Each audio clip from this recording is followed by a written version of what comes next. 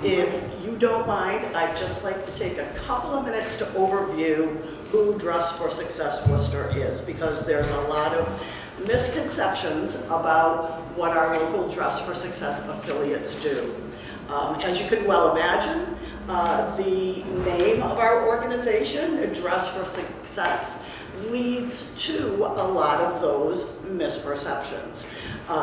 Although the clothing part of it is something that we're very proud of and that all affiliates do across the globe, remembering that we're a global organization working not only in the United States, but all around the world to empower women.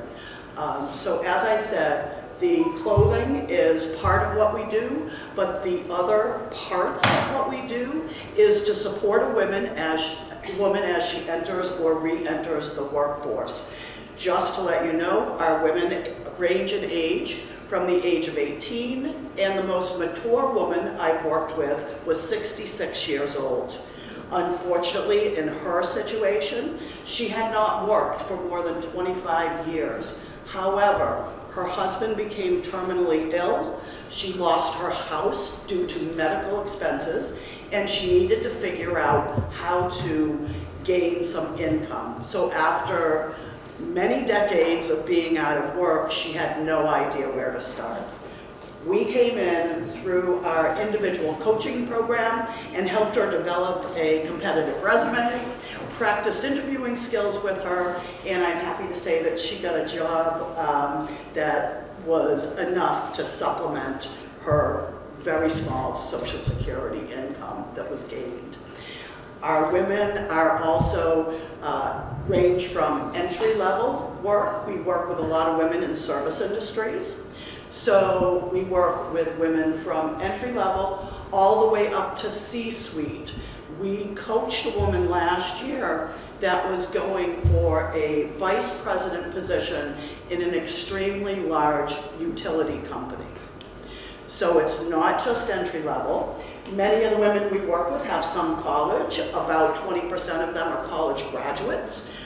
We've even worked with a woman who has a doctorate degree in molecular biology. So we're not what you would typically think we are, and I've got to fess up here. When I saw the ad 7.5 years ago for the executive director position at Dress for Success, I thought we only worked with women who were involved with the welfare system, and probably the vast majority were young moms. Boy, was I wrong. Just want to share all that with you so you know who we are and what we do. And we go around sharing some of these workshops. This is a workshop that we would typically do with some of the women who come to us for supportive services. But what we've discovered is this is a workshop that benefits anybody, regardless of where we are in our career or regardless of what our goals are for networking and connecting with other people. So I would assume that that would be part of why you ladies are involved in an organization like this, is you want to network, you want to be known for certain things. So that's going to lead us very nicely into this branding workshop. So I do have handouts for you, as well as if anybody doesn't have a writing implement, you can grab a pen out of the small bag. If you could just take one packet and pass them. Does anyone have any questions about our organization or what our goal and mission is in general? I did forget to mention that we serve 82 cities and towns throughout central Massachusetts. So we cover all of Worcester County. part of Middlesex County, and we have 2 other affiliates in the state of Massachusetts. One is Dress for Success Western Mass, they're located in Springfield, and we have Dress for Success Boston. We all operate as our separate 501c3s. So it's like a franchise model. We pay Dress for Success Worldwide an affiliate fee in order to use branding, some of the programming, and be able to network with other affiliate directors. Because we're assigned a geographic region, what we've discovered, the 3 Massachusetts affiliates meet very regularly. That was something we initiated on our own. We wanted to be able to have peers and colleagues that we could chat with, problem solve with, celebrate with. So we all meet on a regular basis. We all have our own geographic assignment from our umbrella organization, but because we still are doing many of our opportunities and workshops via the internet and accessing virtual modalities, what we have decided amongst the 3 of us is no woman in the state is going to go unserved. So if somebody contacts us from the North Shore, from the South Shore, I'm able to talk to my colleagues. All right, what's the first and foremost? What are their needs? Do any of us have a program that can meet her needs? So we have really made a commitment to covering the entire state, and I feel really, really happy about that. That doesn't happen in a lot of locales, and we have really developed a strong Massachusetts network. So any questions before we move on to branding? How do you donate clothing to Dress for Success? We have a donation link on our website, so it's worcester.dressforsuccess.org. I do have to say, especially with the Massachusetts very strict textile recycling law that went into effect about 18 months ago, we are very particular about what we will and will not accept. So you would read the guidelines, and one of the most important guidelines is we realize that people have beautiful clothing that is several years old, if not a decade or 2, and those are the classics. We don't take the classics. The reason being, manufacturers have changed their sizes in order to meet the changing size and shape of women. So anything that's more than 5 years old, we can't guarantee is the same size. A size 10 from 10 years ago does not have the same fit as a size 10 from today.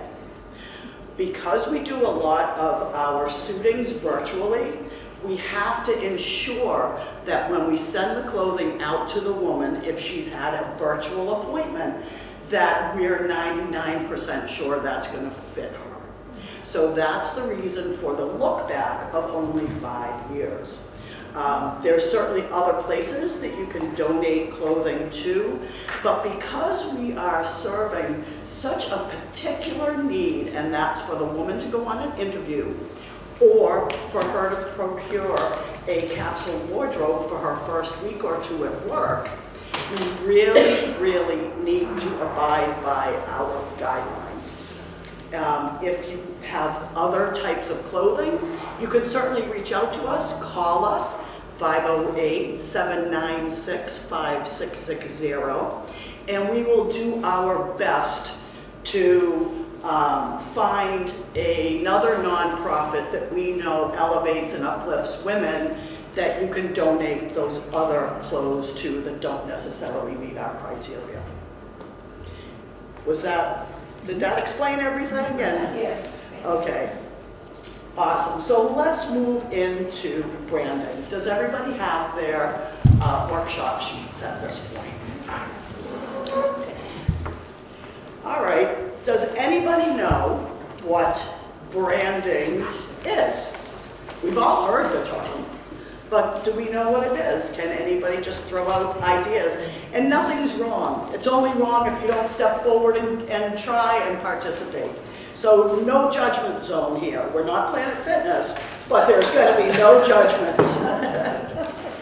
Does anybody know what branding is? Is it your style? Absolutely, style is part of it, totally correct. Anybody else? I think of it as kind of what image do you want to project? Excellent, excellent. So seeing it as an image. Anybody else? It says something about your organization, yourself, not just kind of an image, but you're partly kind of your mission or something. It's kind of like, this is what we're all about.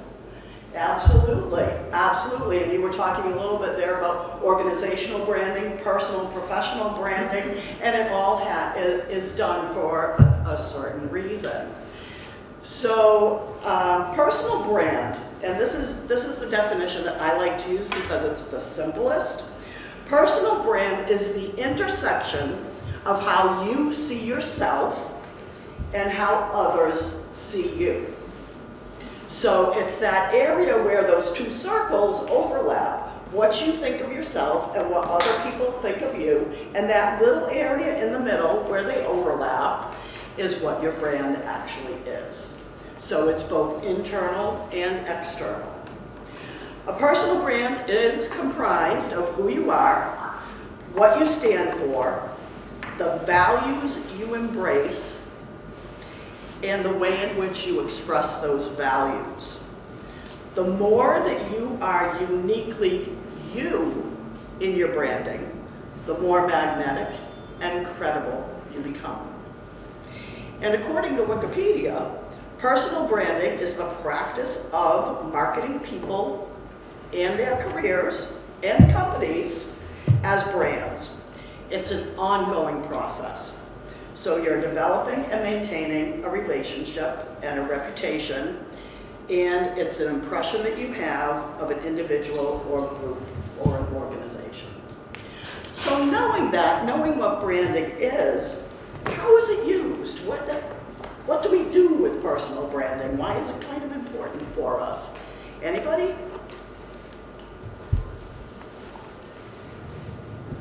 How it helps define yourself when you're presenting yourself to someone you know. Good. It helps you present yourself. And it matches up the style with the job. You wouldn't wear cowboy boots to a bathing suit job or something like that. You know, you've got to dress appropriately for that job. Absolutely, absolutely. The other ways that we can use branding is branding introduces yourself without you necessarily having to say anything, and that's the kind of your nonverbal brand. It's to develop an understanding about what you do and how you do it. So the way that you go about doing your work and accomplishing things. A brand shares your belief and your values with other people, and it can change or clarify people's perceptions of you.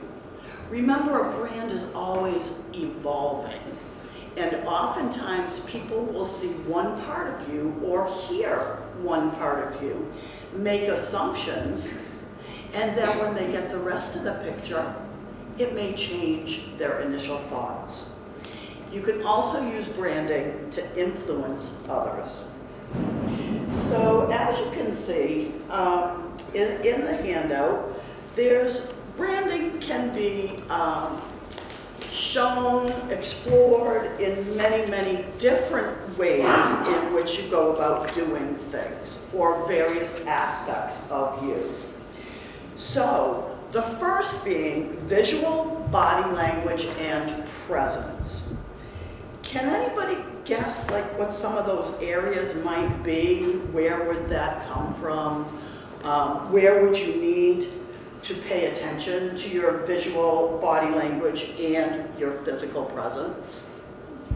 That's part of how you dress for a job interview or do a women's club meeting or wherever you go. Absolutely. So appropriate attire. So that's part of this visual presence. So appropriate attire, making sure that you're dressed in the way that you feel portrays your big brand, but also remembering that you're going to be looked at by someone else. What do you want them to think of you based on what you're wearing?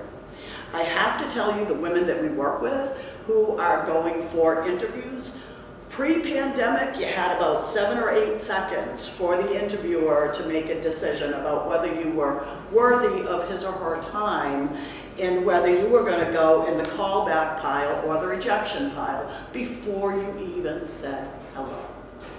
After the pandemic, that has been cut in half. 3 or 4 seconds, and someone makes a judgment about you. Christina, I would Yes. also think that your demeanor, like if you're nervous and fidgety versus confidence and self-assuredness would be really important in body language. Oh, absolutely, absolutely. We talk a lot about eye contact. We talk a lot about posture. Because if you only have 3 or 4 seconds for somebody to figure out who and what you are, if you walk into an interview like this, or you go to your club meeting and you just kind of slide in, that's not portraying what you want to portray if you want to be seen as a strong person who likes engagement. Another area is avoiding distractions. Accessories, nails, makeup, those can all distract from someone looking at you and understanding your brand. Also, be sensible about scents. You don't want your smell to enter a room and waft in before they've even seen you. What is that going to tell somebody about you? So be sensible about scents. It's nice to use them, but use them with a little bit of refrain, I would say.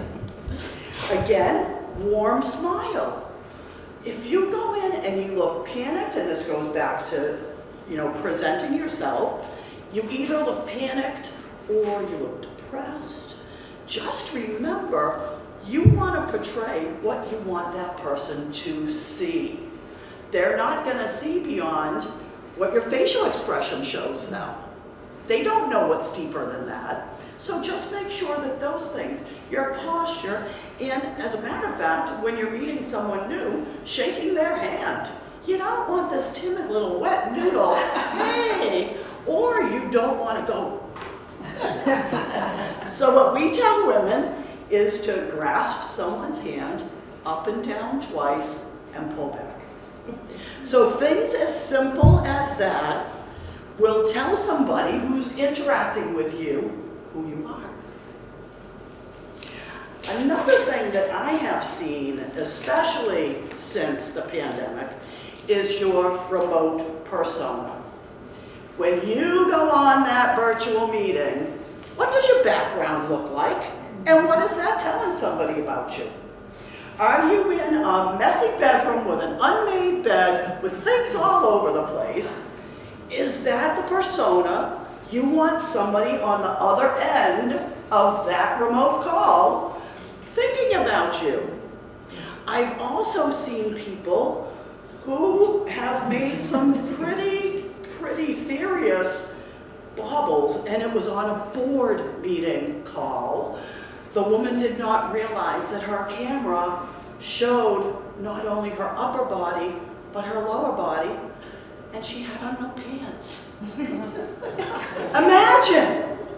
So the rest of us were just kind of sitting there going, oh my goodness. I had to get on my phone, I had to text her, I'm like, do you have any idea what your appearance is on this call? And she was caught totally off guard. So be careful. Make sure that even if you're on a virtual or hybrid call, you're thinking ahead, or shut off your camera. Verbal. What can we think about verbal? Verbal is how you introduce yourself. Hi, I'm Justina, and I am so blessed to be the Executive Director of Dress for Success Worcester. That tells you my job.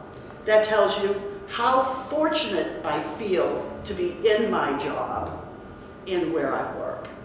Do it with a smile. So a positive attitude when you're introducing yourself, introductions. Also know your elevator pitch. So if I were to do my elevator pitch, I would start in the way I just did, and then I would say, so excited to be working with women from all throughout central Massachusetts, helping them find their aptitudes and attitudes to gain employment that is meaningful to them. So that tells you a little bit about my work, but I think it's really important to let them know how you feel about what you're doing. Meeting participation. Do you want to be the person that actively interacts on a virtual call or in a meeting like this? Is that part of your brand? Do you want part of your brand to be approachable for people to want to connect with you? So be thinking about that. And again, a lot of people don't pay attention to this being, you are in charge of this. This is something no one else can control for you. You can take charge of it. And also, like your phone message. If I called you and you weren't able to answer your phone, what does your phone message say? Hi, this is Josina. Hit me up another time. No. So think about what your phone message is. You know, what do you want to be associated with? How do you want people to think about you? And another recommendation I have is when you're recording a message for your phone, stand up. Opens up your diaphragm. You're projecting your voice a little bit more. Whereas when you sit and you're doing your message, your lungs aren't getting enough air, you're not able to project, and you may not be showing the strength that you want to in that message.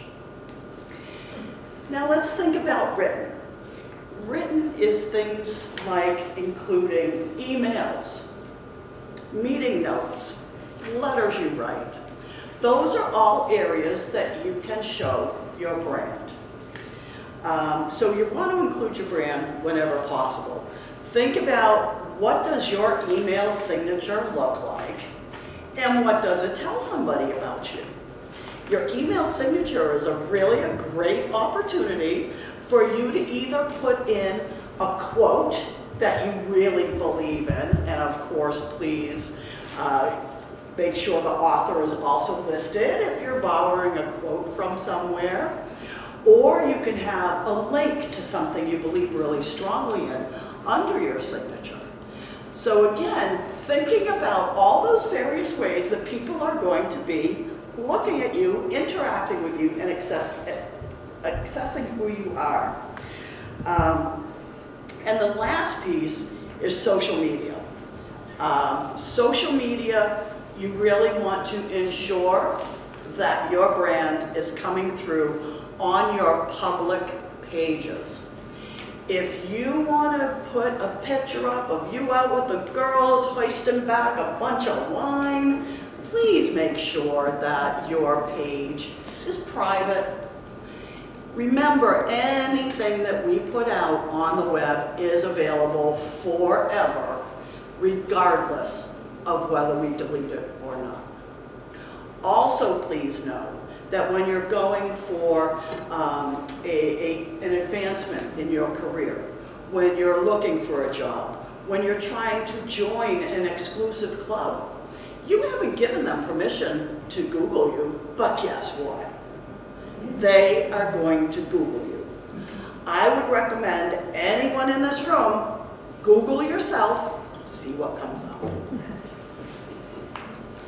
So part of creating an intentional brand is to make sure that all of your interactions, all of these different ways that we have mentioned that your brand comes through, make sure they're consistent with the traits and characteristics that are most important to you. What I would ask you to do, you have 2 sheets of traits and characteristics. I would like you to pair up with someone else in the group, and I would like you to complete one of them yourself and have your partner complete one on what they think of you. So you're going to both internally evaluate and you're going to get feedback from your partner. I would recommend reading through the list and coming up with what you think are the top 5 to 7 traits or characteristics you want to be known for. Okay? Any questions? Do yourself first, and then have your partner do you. And then once you're done, talk a little bit about, are those the same or are they very different, and why?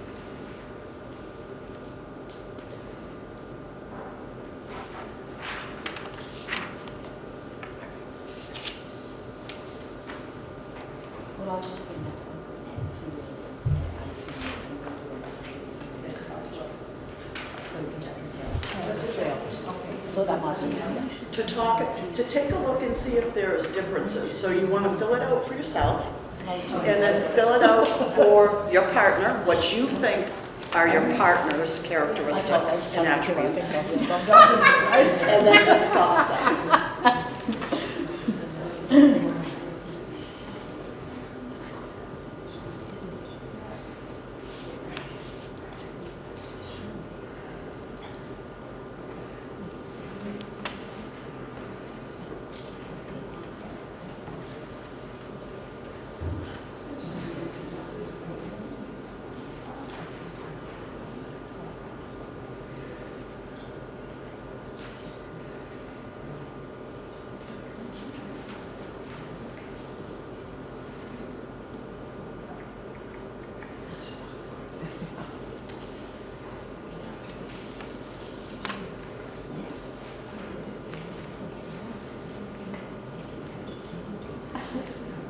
Okay, you should be in the discussion phase now. Okay.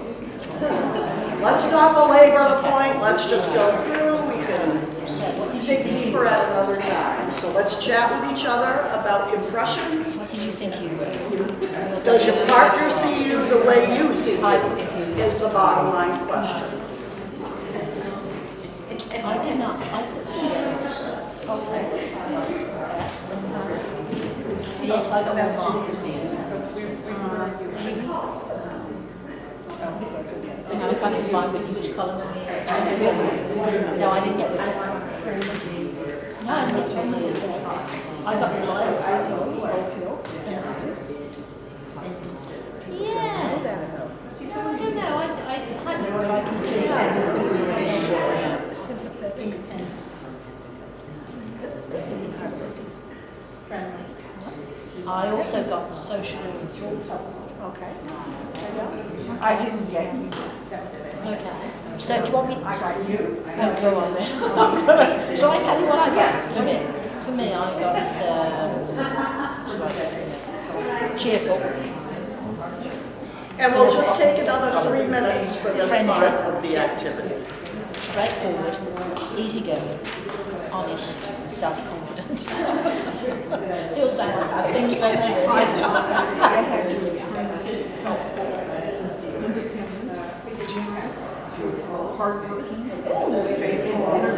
I like the sound of me. Do you want to know what I think of you?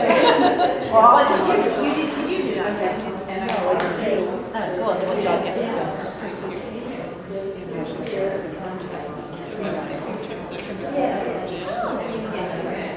I like the sound of me. Do you want to know what I think? Oh, go on, what did you get for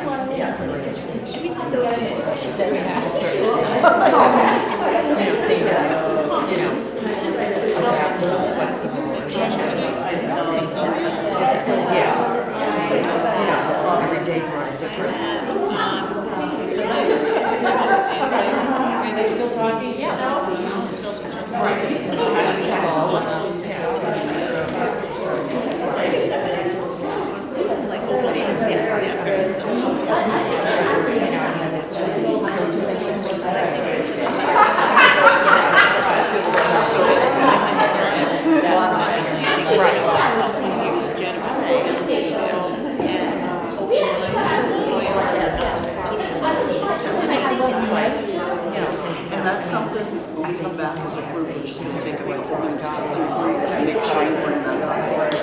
All right, I got one more minute. Yeah. But I have more to do.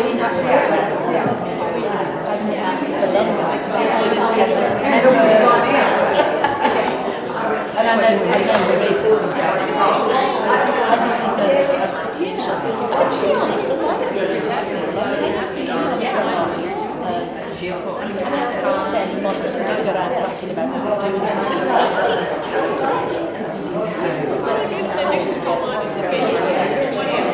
But some of them are typical, similar. All right, ladies, let's come back to the larger group.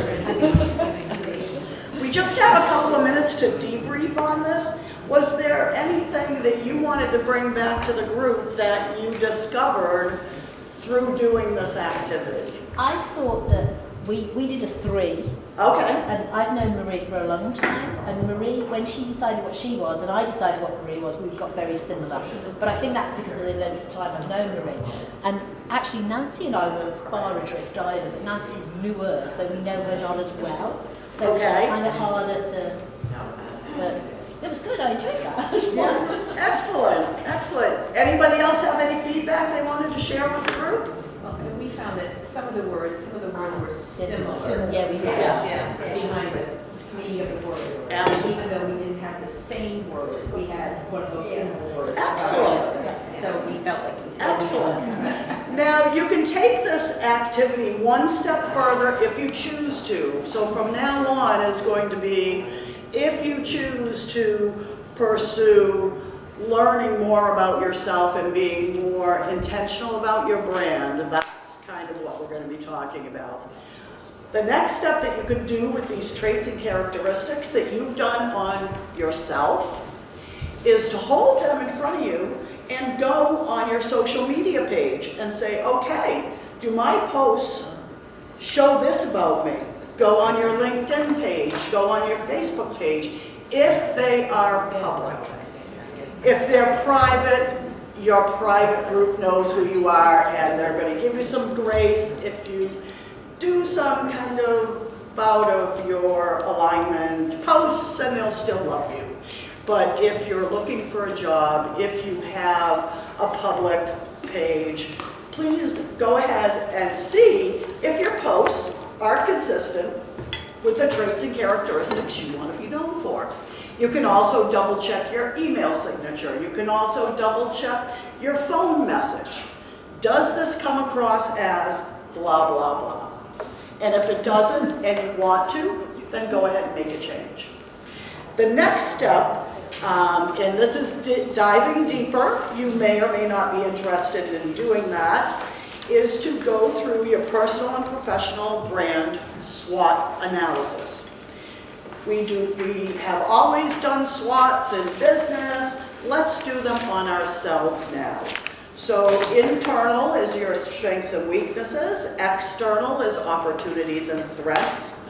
And there's questions under each one of those quadrants that will help you to really Start clarifying and building out your brand, again, should you choose to do that.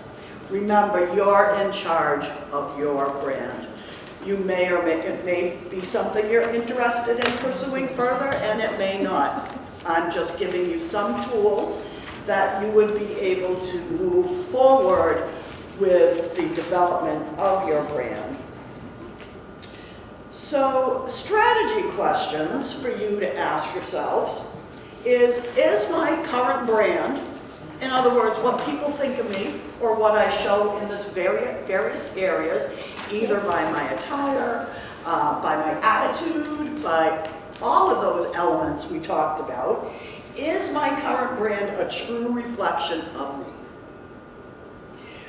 Where are my opportunities to make changes or enhance my brand? Do others see me like I see myself? And if they're very far apart, start thinking about why that might be happening and take control of merging the two more closely together. And where do I want to focus my efforts? You may or may not want to check your email signature. You may or may not want to check your voicemail. It's all up to you. Remember, you are in control of your brand. Does anybody have any questions? Is everybody deeply in thought? Awesome. All right, so in closing, personal branding is about defining what you want to be known for. There's a science to it. Infusing your personal passions with your professional expertise. It's the idea that we can shape how people perceive us, and if it's done correctly, this will steer decision makers in making those decisions about you, establish credibility, and open the door for a wider network of opportunities, advancements, and partnerships. And who doesn't like that? This is a marathon, not a sprint. Building your personal brand is a commitment to the long-term game. And make sure that you understand that as individuals, we morph and change with our experiences, with things that happen to us, with things that we make happen to us. So a brand can morph and change as you do. But just make sure that you're pulling in all those other elements so other people aren't assuming that you're the old persona when you have changed a little bit and focused on different things. There's no overnight success, but I assure you, it will be as valuable as the gift that keeps giving. Be authentic, be yourself, be great at being you. Authenticity comes through from the very inside of your character towards creating your professional brand. And I love this quote. This quote is from Oscar Wilde. Be yourself. Everyone else is already taken. Thank you.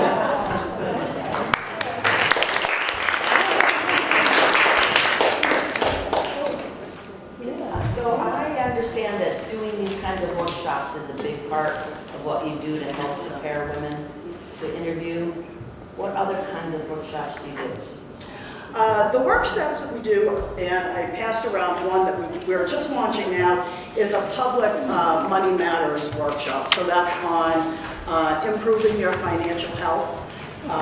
It's going to be, today is our first session, so you won't be able to sign up for that, but it's being held twice a month for the next several months, and that's based on the FDIC curriculum. We also do group workshops on interviewing skills, resume development, developing SMART goals. I'm sure a lot of you have heard of what SMART goals are. Identifying transferable skills. So if you, for example, the woman that we worked with that was older, she had been 25 years in the home.